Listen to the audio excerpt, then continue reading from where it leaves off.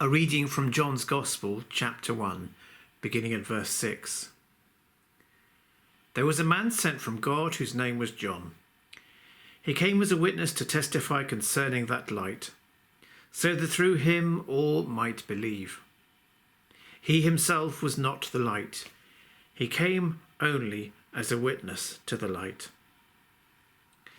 Now this was John's testimony when the Jewish leaders in Jerusalem sent priests and Levites to ask him who he was. He did not fail to confess, but confessed freely, "I am not the Messiah." They asked him, "Then who are you? Are you Elijah?" He said, "I am not."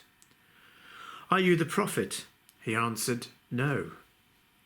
Finally they said, "Who are you? Give us an answer to take back to those who sent us. What do you say about yourself?" John replied in the words of Isaiah the prophet, "I am the voice of one calling in the wilderness, make straight the way for the Lord." Now the Pharisees who had been sent questioned him, "Why then do you baptize if you are not the Messiah, nor Elijah, nor the prophet?" "I baptize with water," John replied, "but among you stands one you do not know.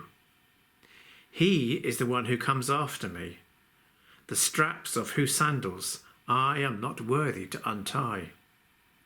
This all happened at Bethany on the other side of the Jordan, where John was baptizing. One of the key words central to Christianity is the word salvation. But I wonder, what do we mean by salvation, and what does that term mean to you? It's a word that's really rather beautiful. It's full of wonder and richness and beauty. Nonetheless, this is also a very broken world, a world full of war and poverty and suffering and woundedness. It's a world that longs for, that cries out for salvation. But what kind of salvation? What do we mean by that? What is it we're really talking about? And in the past, I think we tended to think of salvation as very simply spiritual salvation. Salvation of the soul from sin, from eternal damnation.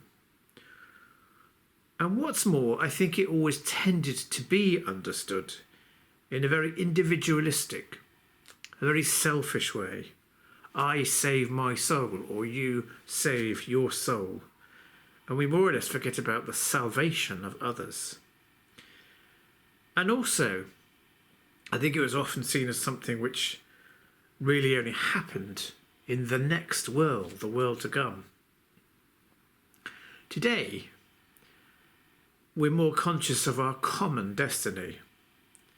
But in a way, there's a tendency to go to the opposite extreme.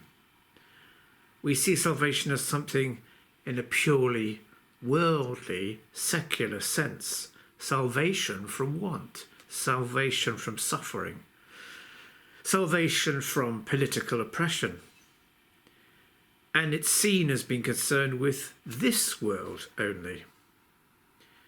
Salvation is seen in purely political, economic, social terms. But there are nations that are economically and socially advanced, where many, many vices and many excesses exist.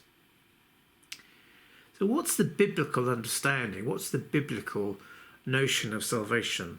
Well, actually it's something that's rather deeper and richer than perhaps we fully understand. The Bible calls people to something which is much bigger than the struggle for political or economic rights. It's a struggle against all the forces of death, wherever they are manifest.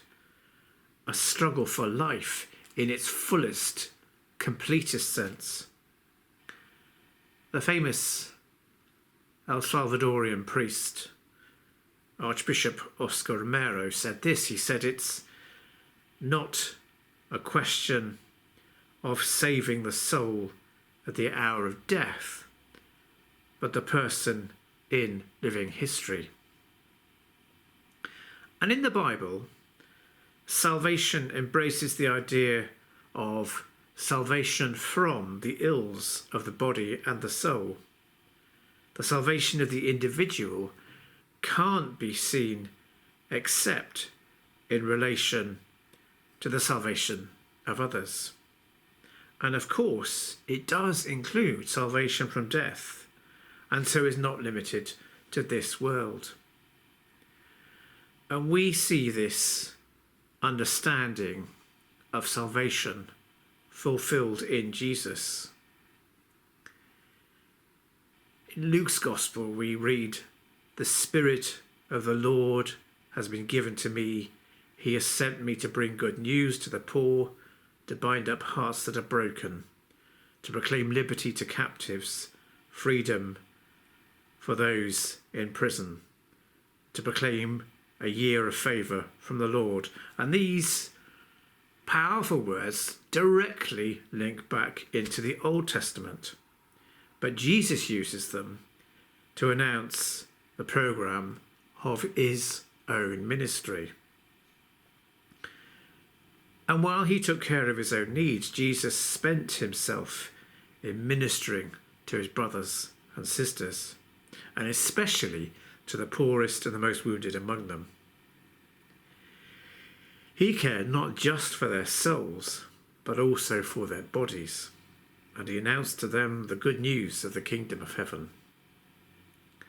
So we could say salvation begins here, but its fullest blossoming is in the hereafter.